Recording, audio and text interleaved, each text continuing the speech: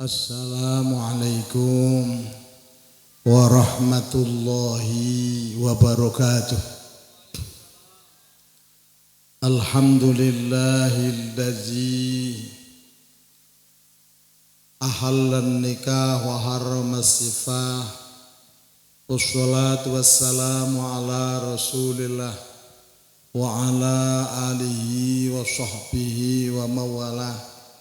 Amma ba'du. Dumateng bapak-bapak kiai, bapak guru, tokoh masyarakat, tokoh agami ingkang sami rawuh baik saking pengiring lan saking masyarakat Merasih ingkang sanget kula hormati, pamong-pamong dusun ingkang derek iring-iring lan pamong dusun mriki ingkang kula hormati, terlebih dua besan pangkling ini pengenipun Bapak Guru, Bapak Ustadz Wakiman Soleh bersama istri Pak Yatno beserta istri. Kok adoh zaman Pak? Lungguh mriki lho. Mosok ngadoh karo besane. Wah ambek nerang. Ingkang sanget kula hormati kemanten kalih lan calon kemanten kiwa tengene, muga-muga Allah ngridani somben dadi jodhone. Pantes nggih. Terusana ngampen kekalih lan pendamping kiwa tengen ketoke mirip-mirip.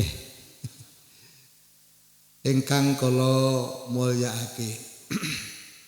Puji syukur kita aturaken dhateng Allah. Sholawat salam katur Nabi besar Muhammad sallallahu alaihi wasallam. Monggo Mbah.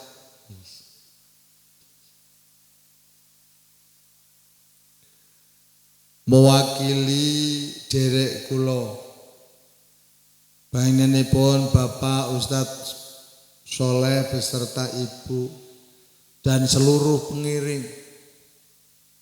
Pertama ngaturaken matur suwun sanget saweg dugi mewakili beliau lan mewakili rombongan niki penghormatane pun luar biasa. Bab sakniki kathah tiyang saged ning luar gak iso ning jero. Biasa ning jero gak tau ning jaba. Saking pintere keluarga masyarakat mriki apalagi abah wau. Niki acarae ning dhukur, ning ngisor, ning wetan, ning kulon. Lungguhe gak padha, ana dhukur ngisor, wonten sing miring. Sing penting masa tempate miring, tempate gak padha, tujuane padha. Masya sing tempate miring muga-muga otake gak miring. Lho sakniki kathah tiang-tiang korsine empuk, derajate empuk, pikirane pun miring. Sehingga gak wani turu omah. Lha apa gak wani turu omah duber-uber KPK mleh. Kula siji kula ngaturaken matur suwun mewakili derek kula Pak Soleh. Mboten nenten kata-kata yang indah, hanya untian doa jazakumullah ahsanal jaza. Nomor kalihipun mbok ana klentak-lentune. Rombongane kok cek kathahe, Pak. Niki gak dijak kabeh niki. Ya keluarga Jombang dijak, keluarga Pati dijak kabeh. Niki teng lapangan. Niki akeh pengiringe sampai undangane kathah pengiringe. Kula rondo awal manggon ning nggon rencang kula omah lawas kula biyen sering teng mriku. Niki dereng enten kok ngrasakno cor sik watu gawedhe gedhe yen. Nggih. Niku mbok menawa enten salahe, khilaf lan kurange wong duwe gawe ngeten niku. Wis diangen-angen ditata didongakno enten mawon salahe. Mila kula mewakili beliau nek ana salahe njaluk ngepura Pak. Sebab sakniki lagi ngetren ana wong salah terus dipersalahkan sehingga enggak ada kesempatan untuk bener. Mergo sak salah-salahe wong salah enten benere. Masa titik diregani kalih Gusti Allah. Sak bener-benere wong sing bener ya ana salahe. Sangka niku mewakili derek kula lan pengiring kula jenengan urip nak pengen seneng, pengen awet nom, nggih, awet sehat, aja seneng golek salahe wong. Golek benere wong nek pengen golek salahe sangka awake dhewe. Nomor kali kok ono kekurangane, yuk gak imbang iki pengiringi karo gawane. Ono gawane sing nggawa gawan wonge gawedhe gawane cilik. Ono sing wonge cilik gawane tambah cilik. Kan pokoke nggih wis nggawa kabeh wae. Nggih, niku tetep kan kadang yo ono ae salahe atau mungkin tempate barang iki. Kula mewakili derek kula Pak Soleh lan pengiring, dia ono salah kurang lan khilafe nyuwun ngapura. Salajengipun kula mewakili keluarga besar saking Pacet, terutama keluarga besar anak putu lan mantu durung diputui Pak Samian ya. Sampun. Oh kalih. Oh iya saya guri. Niki kula mewakili beliau. Pertama sing paling penting nyerahaken. Nggih. Niki wong ngrencangi anak kula. Wong anak kula teko kabeh. Dengan ucapan bismillah la haula wala quwata illa billah, bismillah tawakkaltu ala Allah, kemanten ponakan kula niki kalau titipaken teng mriki Pak, kerasan lan mboten kerasane apa jare sampean.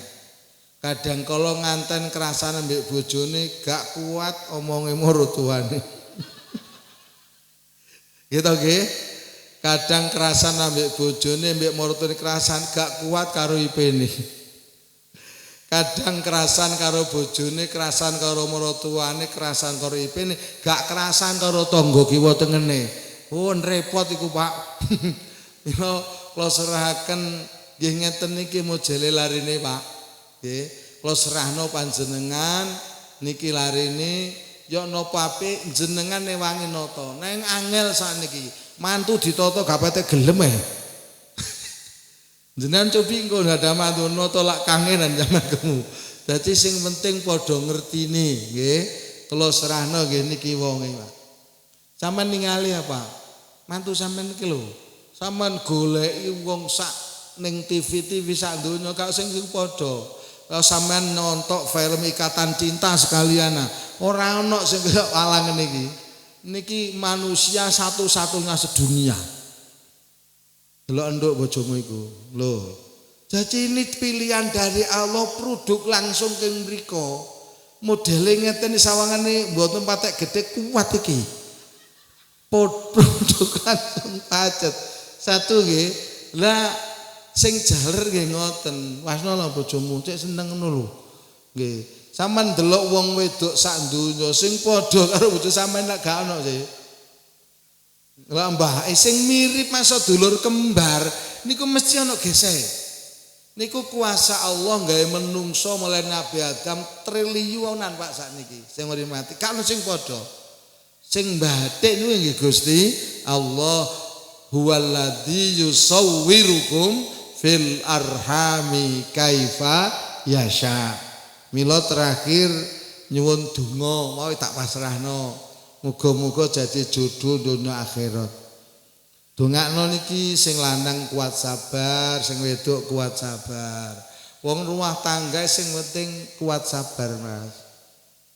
Ning rumah tangga niku kula wis suwe sampai bojoku kula mati rabi meneh. Niku nek diangen-angen gak sabar, kathah tiyang buyar rumah tanggae. Ngono lho Mas, kok peno bojomu nyengit iku berarti luar biasa. Wong nek pengen rezekine kathah derajate tetep munggah dadi waline Allah, persyaratannya siji nek ndek bojo nyengit rungokno iki. Sing lanang-lanang ku. Nek bojo cerewet ora usah gelo, jarno engko lak mati-mati dhewe. Padha sabare kan. Loro-lorone padha kuwate, padha sabare kuat sabar, padha kuwate. Bab sing lanang sabar, sing wedok nggih sabar, kekuatane ndak imbang. Terakhir nyuwun donga muga-muga padha kuat nyangga berkate. Paham mboten Pak niki? Pirang-pirang rumah tangga wong biasa barang rumah tangga sugih sing lanang lali karo sing wedok. Enten mboten? Rumah tangga padha melarate lho.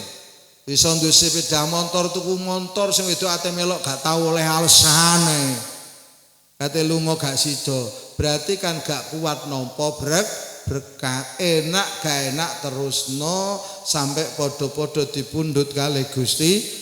Kula iki pun tak lakoni bojo kula mati, Pak. Niki adike Mbak Yuni Abaromat iku. Aku yo gak rapi-rapi tak enteni kok gak mulai-mulai arek iki. 7 dina tak enteni, 40 dina tak parahi ning kuburan. Pas satu sini anak-anakku teng mriki.